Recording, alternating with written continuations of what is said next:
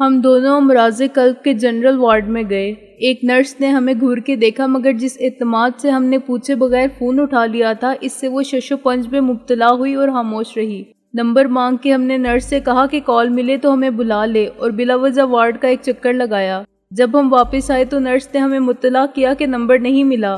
Operator نے کہا ہے کہ رنگ جا رہی ہے لیکن ریسیور کوئی نہیں اٹھاتا۔ ہم نے سر ہلایا اور باہر چلے گئے۔ رابعہ کے نہ آنے کی کیا وجہ ہو سکتی ہے؟ محسن نے باہر آ کے کہا۔ میری سمجھ میں تو کوئی وجہ نہیں آتی۔ میں نے کہا وہ ماں کی طرف سے بہت زیادہ فکر مند تھی، ہو سکتا ہے خود اس کی اپنی طبیعت بگڑ گئی ہو، اور یہ بھی ہو سکتا ہے کہ وہ کسی مشکل میں پڑ گئی ہو۔ محسن نے کہا اس خط کی وجہ سے مجھے بھی ایک خلش سی ہے کہ یہ اتحاد ثلاثہ بے مقصد نہیں۔ ڈی سلوا، پیڈرو اور دلاور، میں نے کہا ان کا یہ ہنگامی اجتماع چیمائنی وارڈ۔ میں اور محسن فکروں اور اندیشوں کا شکار ٹہلتے ہوئے کنٹین تک گئے اور دگنی قیمت پر چائے کہلانے والا ایک گرم مشروب پی کے لوٹ آئے۔ رابعہ ابھی تک نہیں آئی تھی اور ہمارے لیے خود گھر جا کے اس کی خیریت پوچھنے کے سوا چارہ نہ رہا تھا۔ میں رابعہ کی طرف جاتا ہوں، میں نے کہا تو گھر جا اور ریوالور لے آ، ذرا احتیاط سے چھپا کے۔ ریوالور تو میرے پاس ہے، محسن نے کہا، اور میں نے کتنی احتیاط سے چھپا رکھا ہے اسی سے اندازہ کر لے کہ خود تجھے معلوم نہیں۔ ایک بار پھر ہم نے رکشہ میں تہ و بالا ہوتے ہوئے میو ہاسپٹل کے دروازے سے کراؤن سینما تک کا سفر کیا اور سینما کے باہر شوق نظارہ جمال رکھنے والوں کے ہجوم میں شامل ہو کے ایک دروازے سے اندر آ گئے اور دوسرے سے باہر آ گئے۔ چند قدم پیدل چلنے کے بعد ہم نے رابعہ کی سرخ فاکس ویگن دیکھی جو اپنی کوٹھی کے گیٹ سے تقریباً 100 گز دور فٹ پاتھ سے لگی ہوئی دوسری کوٹھی کے احاطے کے سامنے کھڑی تھی۔ اس کے آگے پرائیویٹ ڈاٹن کار تھی اور پیچھے ٹویوٹا کرولا کے نئے ماڈل کی ٹیکسی۔ فاصلے سے اندازہ ہوتا تھا کہ پرائیویٹ کار بعد میں آگے آ کے رکی تھی، ٹیکسی البتہ چند انچ کے فاصلے پر تھی، چنانچہ ظاہر یہ تھا کہ بعد میں فاکس ویگن کے پیچھے آ کھڑی ہوئی۔ ڈرائیور کسی گاڑی میں نہیں تھا۔ میں نے کوٹھی کے گیٹ پر لکھے ہوئے نمبر اور نام کی تختی کو دیکھا اور میں گھنٹی کا بٹن دبا کے یہ پوچھنے ہی والا تھا کہ مس رابعہ یہاں ہیں تو انہیں بتا دیجئے کہ سکندر بخت صاحب اور محسن صاحب ہاسپٹل سے آئے ہیں اور وہ جب بھی فارغ ہوں اپنے گھر آ جائیں۔ مگر اسی وقت محسن نے مجھے روک لیا۔ سکندر، یہ دیکھو۔ اس نے چاروں طرف نگاہ ڈال کے مجھے بلایا اور میں نے دوسری طرف جا کے بند شیشے سے جھانکا تو مجھے محسن کی تشویش کا سبب معلوم ہو گیا۔ چابیاں کار ہی میں تھیں اور اگنیشن سوئچ سے جھول رہی تھیں۔ اس کا کیا مطلب ہے؟ اس کا مطلب یہ بھی تو ہو سکتا ہے کہ رابعہ چابیاں نکالنا بھول گئی ہو، میں نے کہا۔ محسن نے انکار میں سر ہلایا۔ گاڑی بند کر کے چابی نکال لینا ایک لاشعوری عادت بن جاتی ہے۔ ذہنی پریشانی میں بھی چابیاں کوئی نہیں بھولتا۔ ایک فوری خیال کے تحت میں نے پچھلی والی ٹیکسی میں جھانکا اور جب مجھے اس کی چابیاں بھی سوئچ سے لگی ہوئی نظر آئیں تو میرا دل ڈوبنے لگا۔ اب بجا طور پر یہ فرض کیا جا سکتا تھا کہ رابعہ کے ساتھ کوئی ناخوشگوار واقعہ پیش آیا ہے۔ میں اور محسن کچھ دیر کھڑے سوچتے رہے کہ اب کیا کرنا چاہیے۔ ہمارا ذہن اس خیال کو قبول کرتے ہوئے ڈٹتا تھا کہ رابعہ اغوا ہو گئی ہے، لیکن آثار یہی تھے کہ وہ اپنے گھر سے نکلی تو کسی نے ٹیکسی میں اس کا پیچھا کیا اور اسے یہاں رکنے پر مجبور ہونا پڑا۔ ٹیکسی چوری کی تھی، چنانچہ اغوا کرنے والے اسے بھی چھوڑ گئے اور کسی تیسری گاڑی میں رابعہ سمیت روانہ ہو گئے جو پروگرام کے مطابق یہاں موجود ہوگی۔ یہ سب کچھ اتنے کم وقت میں ہوا ہوگا کہ کسی نے کچھ نہیں دیکھا ہوگا، یا دیکھا ہوگا تو غیر اہم سمجھ کے نظر انداز کر دیا ہوگا۔ آمنے سامنے صرف کوٹیاں تھیں، چنانچہ کچھ دیکھنے والے راہرو ہی ہو سکتے تھے۔ کاروں والے ڈرائیونگ کرتے ہوئے نگاہ سڑک پر رکھتے ہیں اور ان کو عموماً گرد و پیش کی خبر نہیں ہوتی۔ پیدل چلنے والے یا سائیکل سوار کار کا تعاقب کرنے کی سوچتے بھی نہیں۔ دال میں کالا نظر آئے تب بھی کوئی کسی کے جھگڑے میں نہیں پڑتا۔ کیا خیال ہے محسن؟ اس کوٹھی والوں سے پوچھیں، میں نے کہا۔ لیکن اس طرح بات پھیل جائے گی۔ وہ پوچھ سکتے ہیں کہ کون رابعہ کاری ایڈوکیٹ جس کی یہ کار ہے، اور وہ نہ ہوئی تو مسئلہ الجھ جائے گا۔ پھر کیا کریں؟ محسن بولا۔ انتظار کریں یا پولیس سے رابطہ قائم کریں؟ کچھ نہ کچھ تو کرنا ہی ہے۔ ہاں، لیکن پولیس کو بھی کیا بتا سکتے ہیں؟ ہمارے مفروضات ان کے لیے حقائق تو نہیں ہو سکتے، میں نے کہا۔ اغوا، وہ بھی ایک عورت کا، اور عورت بھی وہ جو اتنی سینئر ایڈوکیٹ ہے۔ مسئلہ بہت سنگین ہو جائے گا اور ہمیں بہت سے ایسے سوالات کے جوابات دینے پڑیں گے جو ابھی ہمیں خود نہیں معلوم۔ مثلاً یہ کہ وہ گھر سے کب نکلی تھی، کس کے ساتھ تھی، گھر پر اس سے کوئی پیغام ملا تھا۔ گھنٹہ بھر پہلے کی بات ہوئی تو پولیس ہمیں صبر کرنے کا مشورہ دے گی۔ اتنی جلدی اغوا کا کیس درج کروانے آ پہنچے آپ لوگ؟ کیوں؟ کس نے دیکھا تھا اغوا ہوتے؟ آپ کو کسی کی طرف سے اندیشہ تھا؟ کسی نے دھمکی دی تھی تو ہمیں کیوں نہیں بتایا؟ یہ لمبا چکر ہے محسن، اور خطرناک بھی۔ ہاں، محسن نے سوچتے ہوئے کہا، اگر دلاور اینڈ کمپنی سے اغوا کر کے لے گئی ہے تو پولیس کی مدد لینا خطرناک ثابت ہو سکتا ہے، مگر ہم ہاتھ پر ہاتھ رکھ کے بیٹھے تو نہیں رہ سکتے۔ میرا خیال ہے اغوا کنندہ وہی ہوئے تو بہت جلد ہم سے رابطہ قائم کریں گے، میں نے کہا۔ باہمی صلاح مشورے کے بعد میں نے کار کا دروازہ کھولا۔ میری ناک میں رابعہ کی خوشبو کی بجائے ایک عجیب سی ناگوار گزرنے والی چبھی ہوئی تیز بو آئی۔ یہ کیسی بو ہے محسن؟ میں نے چابیاں نکال کے کہا۔ کلوروفارم، محسن نے کہا۔ دروازہ کھلتے ہی وہ بو اس کے نتنوں تک بھی پہنچ گئی تھی۔ میں نے اسٹیئرنگ وہیل کے نیچے کلچ پیڈل کے پاس سے ایک رومال اٹھایا۔ وہ خشک ہو چکا تھا لیکن یہ مردانہ رومال تھا اور وہ تیز بو اس میں سے اٹھ رہی تھی۔ یہ رومال رابعہ کے ساتھ پیش آنے والے سانحے کی پوری رودات سنا رہا تھا۔ میرا خیال ہے کار یہیں مکفل کر دیتے ہیں، میں نے کہا، اور گھر چل کے ہادمہ سے پوچھتے ہیں، لیکن ابھی اور کچھ بتانے کی ضرورت نہیں۔ محسن نے اتفاق کرتے ہوئے سر ہلایا۔ میں دروازہ بند کرنے لگا تو مجھے رابعہ کے ہینڈ بیگ نے متوجہ کر لیا، جو معمول کے مطابق ساتھ والی سیٹ پر نہیں بلکہ پیچھے رکھا تھا۔ میں نے محسن کو اشارہ کیا اور خود ڈرائیونگ سیٹ پر بیٹھ گیا۔ محسن گھوم کر دوسری طرف سے آیا اور آگے والی سیٹ کو جھکا کے پیچھے جا بیٹھا۔ میں نے کار سٹارٹ کی اور احتیاط سے یو ٹرن لے کر گھمائی۔ کوٹھی کے سامنے ٹھہرنے کی بجائے میں کار کو مخالف سمت میں 100 گز دور لے گیا۔ محسن نے اس اثناء میں ہینڈ بیگ کھول لیا تھا۔ گاڑی رکتے ہی اس نے ایک کاغذ کا پرزہ آگے بڑھایا۔ یہ ہینڈ بیگ میں سے نکلا ہے، محسن نے کہا، باقی سب چیزیں موجود ہیں۔ میں نے کاغذ پر پینسل سے لکھے ہوئے پیغام کو پڑھا۔ رابعہ ہماری تحویل میں ہے۔ اگر تم نے ہماری ہدایات پر عمل کیا اور پولیس سے رجوع نہ کیا تو رابعہ کو کچھ نہیں ہوگا۔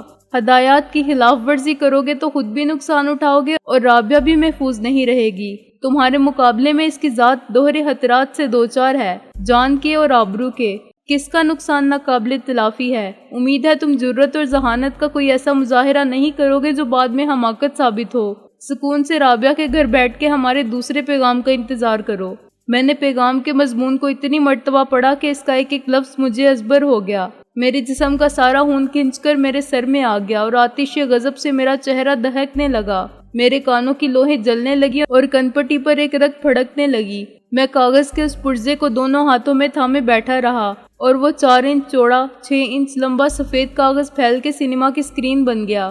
میرے تصور میں ایک پروجیکٹر چلنے لگا اور میں نے وہ مناظر دیکھنے شروع کیے جو میں نے جرائم کی اور تشدد کی فلموں میں دیکھے تھے اور میرے لاشعور کا ایک حصہ تھے۔ زیر زمین نم آلودہ، متعفن اور تنگ و تاریک تہہ خانے، سنسان پہاڑوں کے اندر پھیلے ہوئے خوفناک غار جن کی سیاہ پتھر کی دیواروں پر بڑے بڑے اکرب رینگ رہے تھے اور دہشت ناک مکڑیاں جالے بنتی ہوئی چل رہی تھیں۔ سائیں سائیں کٹتے ہوئے ویران جنگل جن میں بدروہیں اور افریت شیطانی رقص کرتے ہیں، اور رابعہ دیوار زندان کے توق و سلاسل میں اسیر، فرش خاک پر بے لباس، کسی درخت سے بندھی ہوئی، خاموش، فریاد بلد، نیم جان۔ منظر بدلتے گئے، ہر منزل ایک سلائیڈ کی طرح آتا تھا اور غائب ہو جاتا تھا۔ تم ہماری مٹھی میں ہو ہیرو، چودھری دلاور نے اپنے پرسکون آواز میں اور ٹھہرے ہوئے پورے اعتماد لہجے میں ایک ایک لفظ پر زور دیتے ہوئے کہا، اور اس کے سائے نے کرسی پر پہلو بدلا۔ ہم تمہیں حقیر چونٹی کی طرح مسل دینے پر قادر ہیں۔ چودھری دلاور نے تمہیں 1 مہینے کی مہلت دی تھی، تم نے اس سے ناجائز فائدہ اٹھانے کی کوشش کی، اس لیے تمہیں یہ دوسرا سبق دینا ضروری ہو گیا تھا۔ سائے کی جگہ دوسرے حقیقی چودھری دلاور نے لے لی۔ لو جی اپنے سکندر صاحب، اس نے کہا مار کے کہا، آپ بھی کس خیال میں گم ہو گئے؟ کوئی شاعری مائری کرتے ہوگے؟ ہم تو چٹے ان پڑھ لوگ ہیں، لوہا کوٹنے والے، مگر لوہے کو لوہا کاٹتا ہے، کیوں بھائی؟ سیکرٹری نے فوراً تائید میں سر ہلایا۔ اسکرین پر پھر ڈی سلوا نمودار ہو گیا۔ یو باسٹرڈ، میں تم سے سمجھ لوں گا، میرا نام ڈی سلوا ہے۔ حرام زادو، سور کے بچوں، نامرد بزدلوں، عورت کو ڈھال بنا کے لڑتے ہو، میں نے چیخ کر کہا۔ سکندر، محسن نے مجھے جھنجھوڑ کے کہا، پاگل ہو گیا ہے تو؟ کوئی سنے گا تو کیا کہے گا؟ ہوش میں آ۔ میں ہوش میں آ گیا۔ میرا بدن غصے سے لرز رہا تھا اور میرا سانس دھونکنے کی طرح چل رہا تھا۔ میں ان سب کو قتل کر دوں گا محسن، میں نے کہا۔ کر دینا، لیکن وہ ہے کہاں؟ کون ہے؟ محسن نے کہا، پہلے یہ تو معلوم ہو جائے۔ یہ چیخنے چلانے سے معلوم نہیں ہوگا۔ تیری آواز ان کے کانوں تک کیا راہ گیروں تک بھی نہیں پہنچی۔ عقل اور اعصاب پر قابو رکھ، ہم ابھی بالکل بے بس ہیں۔ کوئی غلط قدم اٹھایا تو نقصان رابعہ اٹھائے گی۔ فی الحال خاموشی سے انتظار کرنے کے سوا ہم کچھ نہیں کر سکتے۔ چل اندر چلتے ہیں۔ اگر ان کو ہم سے وہ ہتھی حاصل کرنا تھا تو رابعہ کو یرغمال بنائے بغیر بھی کر سکتے تھے۔ میں نے کہا خط تو وہ رابعہ سے یہیں لے سکتے تھے۔ محسن نے کہا اس کو ساتھ لے جانا ضروری نہیں تھا، اور ابھی تک تو وہ خط بھی ایک معمہ ہی ہے، بظاہر سادہ کاغذ، اس پر نظر نہ آنے والی کوئی تحریر ہے، تو ابھی تک ہم اسے پڑھنے کا راز معلوم نہیں کر سکے۔ میں نے کہا پھر وہ رابعہ کو کیوں لے گئے؟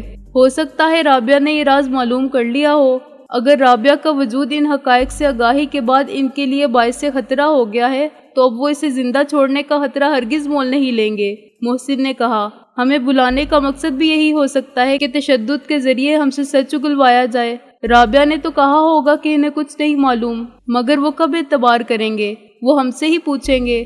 ابھی تک رابعہ کو اس حد کی تحریر پڑھنے کا موقع نہیں ملا تھا۔ میں نے کہا اس نے مضمون پڑھ لیا ہوتا یا اسے طریقہ معلوم ہو جاتا تو وہ مجھ سے ذکر نہ کرتی۔ میرا تو خیال ہے اس نے حد دینے سے انکار کیا ہوگا، یہ کہا ہوگا کہ حد کے بارے میں اسے کچھ نہیں معلوم۔ شاید تو ٹھیک کہتا ہے، محسن بولا۔ رابعہ نے حد کو کہیں چھپا دیا ہوگا یا کہا ہوگا کہ حد اس نے واپس کر دیا۔ اگر یہ بات ہوگی تو معلوم ہو جائے گی۔ انہوں نے رابعہ کو لے جانے سے پہلے گھر کی تلاشی ضرور لی ہوگی اور ناکام ہو جانے کے بعد یہی طے کیا ہوگا کہ رابعہ کو یرغمال بنا کے لے جائیں اور پھر ہم سے سودا کریں۔ میں نے کہا لیکن محسن خود ہمیں بھی تو معلوم نہیں کہ رابعہ نے حد کہاں رکھا ہے، ہم کیا بتائیں گے انہیں؟ اس کی تو یہی ایک صورت ہے کہ ہم رابعہ سے ملیں اور اسے کہیں کہ وہ حد کی خاطر جان کی بازی نہ لگائے اور حد واپس کر دے۔ محسن نے کہا رابعہ سے کیسے ملیں؟ میں نے کہا ہمیں کیا معلوم وہ رابعہ کو کہاں لے گئے ہیں، اور گاڑی سے اتر آیا۔ محسن نے میری تقلید کی۔ ہاں مگر انہوں نے پیغام میں کہا ہے کہ وہ پھر رابطہ قائم کریں گے۔ محسن نے کہا اس کی ایک صورت تو یہی ہے کہ وہ فون کریں۔ یہاں وہ برطانیہ، امریکہ کی پولیس تو ہے نہیں کہ ٹیلی فون کال سے 3 منٹ میں ملزم کو جا پکڑے۔ وہاں بھی اغوا کرنے والے ہیں جو بھاری معاوضے طلب کرتے ہیں، ورنہ جان سے مار دینے کی دھمکی دیتے ہیں۔ وہ کہیں سے بھی کال کریں 1 منٹ سے زیادہ بات نہیں کرتے، کیونکہ وہ جانتے ہیں کہ ٹیلی فون ایکسچینج والے فوراً پولیس کو بتا دیں گے کہ فون کہاں سے کیا گیا تھا، اور قریب ترین پولیس کار کو وائرلیس پیغام ملے گا تو وہ بات ختم ہونے سے پہلے مجرم کو لے جائے گی۔ یہ سب یہاں کہاں محسن؟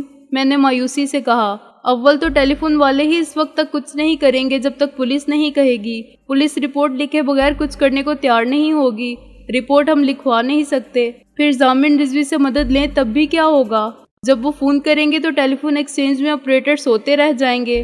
نمبر نوٹ کر لیا انہوں نے تو پولیس کو بتانے سے کیا ہوگا؟ وہ کون سے وائرلیس پر ہدایت جاری کر لیں گے؟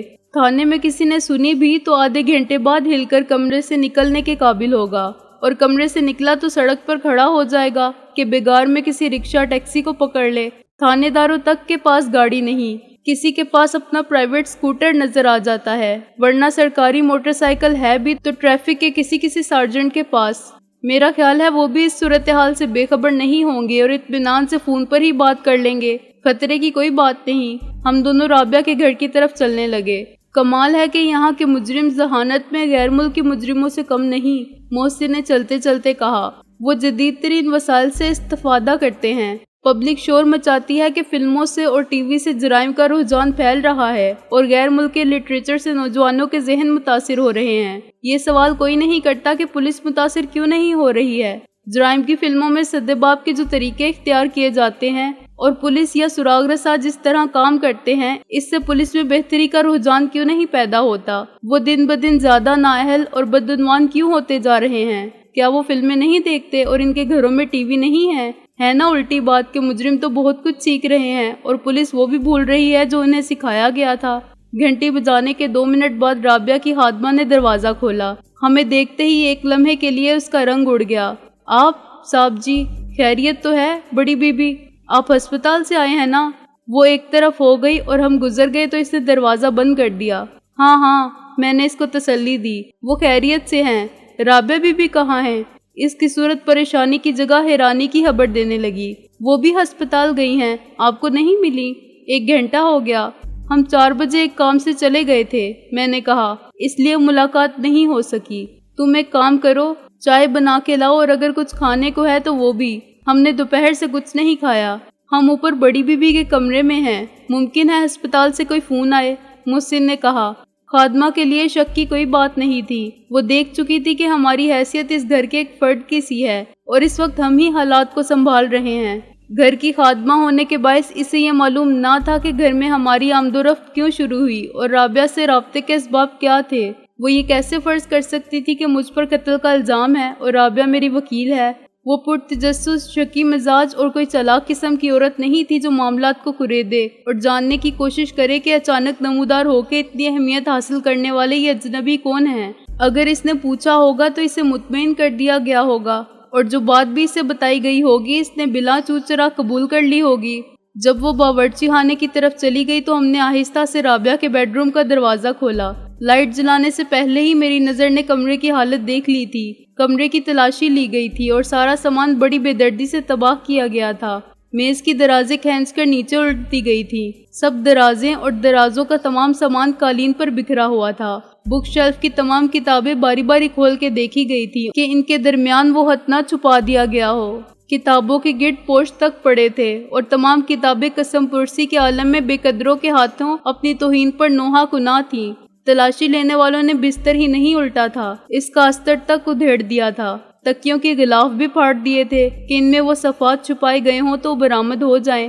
وہ اپنے کام کے ماہر تھے اور ان کا ذہن تلاشی کے دوران میں پوری طرح مستعد رہا تھا۔ انہوں نے تمام امکانات کو مد نظر رکھا تھا اور چند صفحات پر مشتمل ایک خط کو چھپانے کی ہر ممکنہ جگہ کو دیکھ لیا تھا، یہاں تک کہ انہوں نے قالین کے نیچے کسی خفیہ خانے کی موجودگی کو بھی بعید القیاس نہیں سمجھا تھا۔ وہ لوگ کافی دیر یہاں مصروف رہے۔ میں نے سوچتے ہوئے کہا، آخر کس وقت؟ اگر رابعہ کو واپس گھر آنے کے بعد یہ نقشہ نظر آتا تو وہ فوراً پولیس کو رپورٹ نہ کرتی، ہمیں ضرور بتاتی۔ خادمہ سے تو پوچھتی، لیکن خادمہ کو کسی بات کی خبر نہیں۔ ہاں، اور اس کا مطلب یہی نکالا جا سکتا ہے کہ جب وہ اپنی کارروائی کر رہے تھے تو رابعہ ان کے قبضے میں تھی۔ محسن نے کہا، گن پوائنٹ پر یا بے ہوش یا بندھی ہوئی؟ میں نے نفی میں سر ہلایا۔ کلوروفارم والا رومال ہمیں گاڑی میں ملا تھا، وہ اسے یہاں سے بے ہوش کر کے کیسے لے جا سکتے تھے؟ 1 گھنٹہ پہلے جب رابعہ گھر سے نکلی تو باہر نکلتے ہی اسے کلوروفارم سنگھا کر بے ہوش کر دیا گیا تھا۔ شاید وہ شخص جس نے یہ کارنامہ سر انجام دیا پہلے سے گاڑی کی پچھلی سیٹ کے اور اگلی سیٹ کے درمیان فرش پر موجود تھا۔ فاکس ویگن میں اتنی جگہ تو نہیں ہوتی، مگر جلدی میں کوئی پیچھے نگاہ ڈالے بغیر ڈرائیونگ کے لیے بیٹھ جائے تو اسے معلوم نہیں ہو سکتا۔ معلوم ہو جاتا تب بھی وہ شخص رابعہ کو دبوچ لیتا۔ اب اس نے باہر جا کے اطمینان سے اپنا کام کیا ہوگا۔ باقی لوگ بھی اگر پہلے سے گھر میں موجود تھے تو رابعہ بے خبر تھی۔